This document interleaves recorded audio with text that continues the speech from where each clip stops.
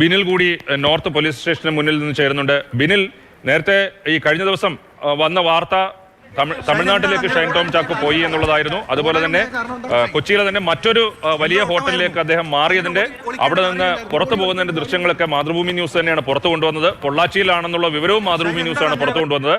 അത് സാധൂകരിക്കുന്ന രീതിയിൽ ഇപ്പോ പാലക്കാട് രജിസ്ട്രേഷനിലുള്ള ഒരു കാറിലാണ് വന്നത് എന്ന് അറിഞ്ഞു. ഈ എവിടെ ആയിരുന്നു, എന്തായിരുന്നു ഉള്ളതിനെ കുറിച്ച് കൂടുതൽ വിവരങ്ങൾ ലഭ്യമാണോ? രാജീവ്, ഈ ഷൈൻ ടോം ചാക്കോ വന്നത് പാലക്കാട് രജിസ്ട്രേഷനിലുള്ള ഒരു വെള്ള കിയ സെൽറ്റോസ് വാഹനത്തിലാണ്. അത് ഒരു അഭിഭാഷകന്റെ പേരിലുള്ള വാഹനമാണ്. ആ അഭിഭാഷകൻ തന്നെയാണ് ഷൈൻ ടോം ചാക്കോയ്ക്കൊപ്പം ഇപ്പോൾ പോലീസ് സ്റ്റേഷനിലേക്ക് എത്തിയിരിക്കുന്നത് എന്നതാണ് നമ്മൾ മനസ്സിലാക്കുന്നത്. ഈ അഭിഭാഷകനെയും കൂടെ വന്ന ആൾക്കാരെയും ഒന്നും നമുക്ക് ഈ കൊച്ചിയിൽ കണ്ട് പരിചയമുള്ള അഭിഭാഷകരല്ല. അതുകൊണ്ട് തന്നെ കൊച്ചിക്ക് പുറത്ത് നിന്നുള്ള അഭിഭാഷകരുടെ സഹായമാണ് ഷൈൻ ടോം ചാക്കോ തേടിയത് എന്നതാണ് മനസ്സിലാക്കുന്നത്.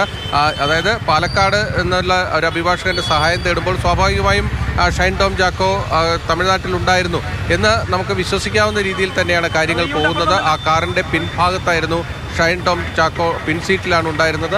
ആ കാറ് കടന്നു വരുമ്പോൾ തന്നെ ബാക്ക് സൈഡിൽ തൊപ്പിയൊക്കെ വെച്ച് ഷൈൻ ടോം ചാക്കോ ഇരിക്കുന്നത് നമുക്ക് കാണാമായിരുന്നു. അങ്ങനെയാണ് നമ്മൾ ആ കാറ് മനസ്സിലാക്കി ഈ സ്റ്റേഷനിലേക്ക് ആ കാറ് കയറുമ്പോൾ പുറകെ വന്നത് ഷൂട്ട് ചെയ്തത്. ഇതിൽ ഏറ്റവും പ്രധാനപ്പെട്ട ഒരു കാര്യം എന്നത് നേരത്തെ രാജു ചോദിച്ചൊരു പ്രധാനപ്പെട്ട ചോദ്യമുണ്ട്. അതായത് ഇനി പോലീസിന് മുന്നിൽ എന്ത് സാധ്യതകളുണ്ട് എന്നത്. പോലീസിന് മുന്നിൽ സത്യം പറഞ്ഞു കഴിഞ്ഞാൽ വലിയ സാധ്യതകളൊന്നും തന്നെയില്ല. ചോദ്യം ചെയ്യുക, ഇയാൾ പറയുന്ന കാര്യങ്ങൾ രേഖപ്പെടുത്തുക, വിട്ടയക്കുക എന്നത് മാത്രമേ ഉള്ളൂ. കാരണം ആ കൈയോടെ പിടികൂടാത്തൊരു പശ്ചാത്തലത്തിൽ മറ്റൊരു നിയമപരമായ സാധ്യതകളും ഇല്ല എന്ന് തന്നെയാണ് പോലീസ് പറയുന്നത്. ഇപ്പോൾ ഒരു കേസും രജിസ്റ്റർ ചെയ്തിട്ടില്ല, കേസ് രജിസ്റ്റർ ചെയ്യാനുള്ള സാഹചര്യങ്ങളില്ല എന്നതാണ് പോലീസ് പറയുന്ന ഒരു പ്രധാനപ്പെട്ട വാദം എന്നത്. പക്ഷേ നിയമവിദഗ്ധർ തന്നെ മറ്റൊരു നിലപാട് സ്വീകരിക്കുന്നുണ്ട്. അതായത് ഒരാൾ ഒരു പോലീസ് പരിശോധനയിൽ വെട്ടിച്ച് കടന്നു പോയി കഴിഞ്ഞാൽ നിയമപ്രകാരം ആ വ്യക്തിക്കെതിരെ കേസെടുക്കാവുന്നതാണ്. കാരണം കൃത്യമായ മഹസർ തയ്യാറാക്കിയുള്ളൊരു പരിശോധനയാണ് എങ്കിൽ ആ പരിശോധനയിൽ നിന്ന് ഒരാൾ കടന്നു കളഞ്ഞാൽ അയാൾക്കെതിരെ അമ്മയുടെ പ്രതികരണം ശ്രദ്ധേയമാകുന്നത്. ഷൈൻ്റെ അമ്മ കഴിഞ്ഞ ദിവസം മാധ്യമങ്ങളോട് പറഞ്ഞത് കൂടെ ഉണ്ടായിരുന്ന ആളോട്, ഷൈൻ ഉറങ്ങുകയായിരുന്നു, കൂടെ ഉണ്ടായിരുന്ന ആളോട് വന്നത് പോലീസാണോ എന്ന് ചോദിക്കുന്നു. ആ കൂടെ ഉണ്ടായിരുന്ന ആൾ പോലീസ് അല്ല എന്ന് പറയുന്നു. അപ്പോൾ പോലീസ് അല്ല എന്നറിഞ്ഞ് പേടിച്ചുകൊണ്ടാണ് എൻ്റെ മകൻ രക്ഷപ്പെട്ടതെന്നാണ്. അപ്പം പോലീസിനെ കണ്ട് ഭയന്നോടി എന്നുള്ള ഒരു തിയറി ഓൾറെഡി അവർ ബ്രേക്ക് ചെയ്യാൻ ശ്രമിക്കുന്നുണ്ട്.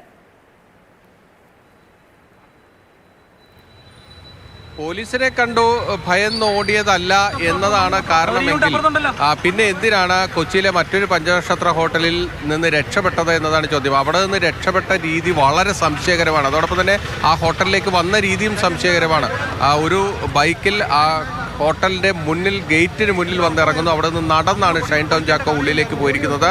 അതിനുശേഷം പുലർച്ചെ 3 മണിക്ക് ആ ഹോട്ടലിൽ നിന്ന് തിരിച്ചിറങ്ങി നടന്നു വരികയാണ് ചെയ്തിരിക്കുന്നത്. അത്തരത്തിൽ ആണ് ഷൈൻ ടോം ചാക്കോയുടെ ഓരോന്ന്. ഇപ്പോൾ നർക്കോട്ടിക് കേസ് ഇപ്പോൾ ഈ സംഭവ സ്ഥലത്തേക്ക് സാർ എന്താണ് ഇതിന് നടപടി?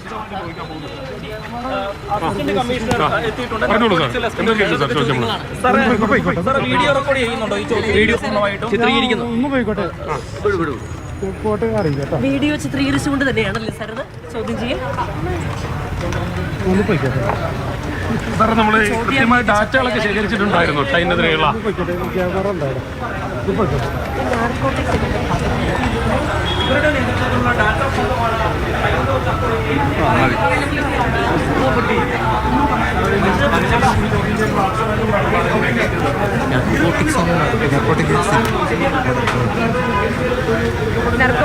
അസിസ്റ്റന്റ് കമ്മീഷണർ കൂടി ചോദ്യം ചെയ്യലിന്റെ ഭാഗമാകാൻ വേണ്ടി പോലീസ് സ്റ്റേഷനിലേക്ക്, എറണാകുളം നോർത്ത് പോലീസ് സ്റ്റേഷനിലേക്ക് എത്തുകയാണ്.